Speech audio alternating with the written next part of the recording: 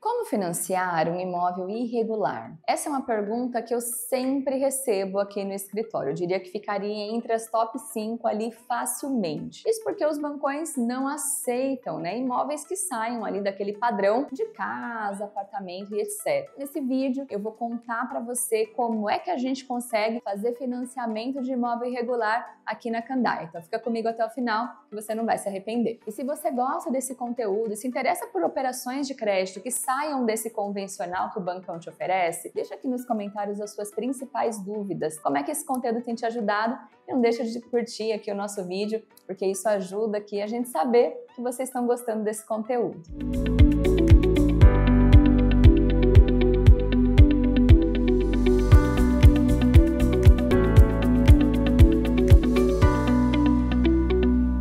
Então vamos começar falando básico, O que é o imóvel irregular e o que não é o imóvel irregular. Eu gosto de deixar isso muito claro no começo, porque aqui na Kandai a gente faz todo um filtro do cliente antes de iniciar todo o processo. Então você entrando em contato com a nossa equipe, você vai perceber essa preocupação que a gente tem com você, cliente, para que você não perca o seu tempo, às vezes mandando documentos sem saber se de fato seu imóvel vai ser aceito ali por uma instituição financeira ou não.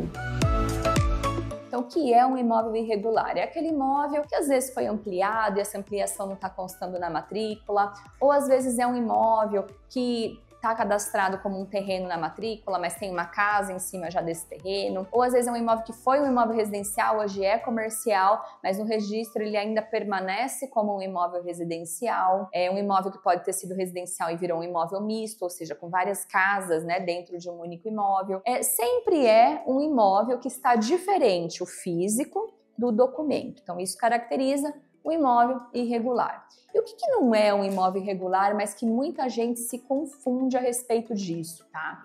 É aquele imóvel onde você não tem a posse desse imóvel.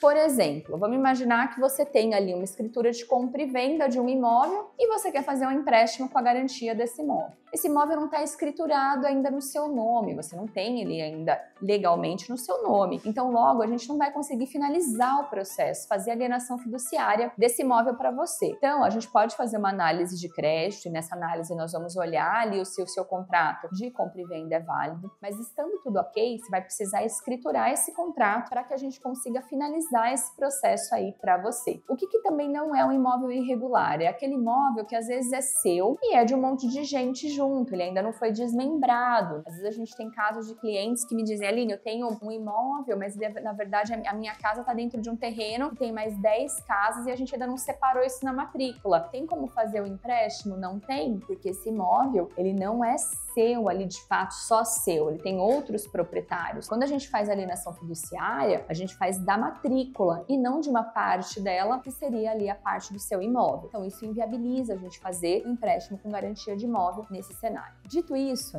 vamos partir para o que interessa, Quem é que faz o financiamento de imóvel irregular? A gente tem várias opções hoje, que são os bancos de middle, aqueles bancos menores que normalmente não tem agências assim na rua, como Bradesco, Itaú, Santander, a própria Caixa tem, são os bancões ali, os bancos comerciais. E a gente também vai ter os fundos, são alguns fundos que têm ali apetites em operações imobiliárias e vão conseguir olhar para esse imóvel, olhar para você, cliente, de uma forma mais personalizada, conseguindo entender o tamanho dessa irregularidade, para saber se eles aceitam ou não o seu imóvel aí em garantia. E por que o bancão não aceita, esse imóvel em garantia? Porque esse imóvel, se ele precisar retomar esse bem, ele vai ter problemas aí com regularização, custos excessivos. Se esse imóvel for um imóvel multifamiliar, ao invés de tirar uma pessoa, ele teria que tirar várias pessoas desse imóvel e por aí em diante, E como eles têm uma demanda muito grande, para eles, o que é negar mais um crédito, Não faz muita diferença. Agora, para os fundos, eles já conseguem entender melhor essa situação do cliente e aceitar esse cliente aí, essa garantia de uma forma aí mais personalizada. Quando a gente fala de diferença de operações, é muito importante que você, cliente, entenda. Quando você vai para um fundo, você não está contratando uma operação subsidiada pelo governo, que é aquela operação que o bancão faz, que é subsidiada pelo Sistema Financeiro de Habitação, SFH, que embaixo dele tem o Minha Casa Minha Vida. Então, quando você vai para um fundo, você não vai ter os benefícios que você tem num bancão quando você está dentro do SFH. Ok? Você não vai ter o Minha Casa Minha Vida, assim como você também não vai poder usar o FGTS para dar entrada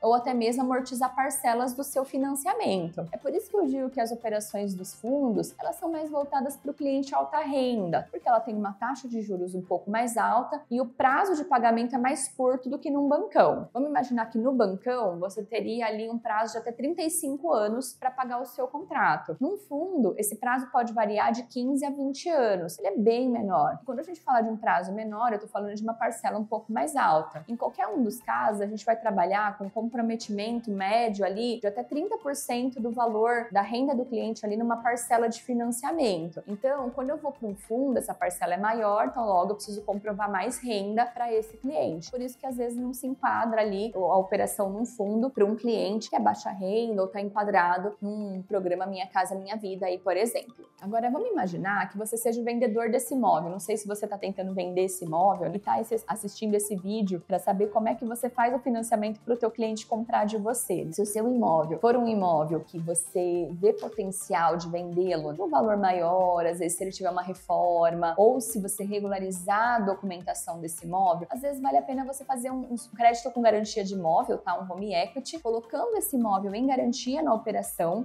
e aí a gente vai levantar um empréstimo para você fazer tudo isso. Então você pode dar uma repaginada nele, pintar, dar uma reformada na cozinha e no banheiro, que a gente sabe que isso valoriza muito o imóvel, né? Às vezes dá ali um up na fachada, e principalmente tirar o habite desse imóvel, pagar a CND do INSS para que você consiga então registrar esse imóvel no cartório de registro de imóveis como um imóvel pronto, né? Um imóvel construído com a averbação de todas as ampliações, e aí sim você vai facilitar para o teu cliente comprar de você esse imóvel financiado, que daí ele vai ter o crédito dele aprovado, às vezes numa instituição financeira que tem uma taxa de juros mais baixa e tem uma parcela que ele vai conseguir pagar com mais facilidade. Você fazer um empréstimo com garantia de imóvel não impede a venda desse imóvel. Vamos imaginar que é um benefício para você, vendedor. Você vai ter acesso a esse crédito, você vai poder ali regularizar todo esse imóvel, fazer as benfeitorias para aumentar o valor da venda e depois você então faz essa venda de uma forma mais rápida, com um valor melhor. E aí, quando esse cliente comprar financiado, esse banco credor quita através de uma operação que se chama interveniente quitante. Ele quita o teu saldo devedor e libera ali o restante na sua conta corrente. Então, é um processo muito simples, muito transparente para você, cliente. Não preciso nem dizer que aqui na Kandai a gente é extremamente preocupado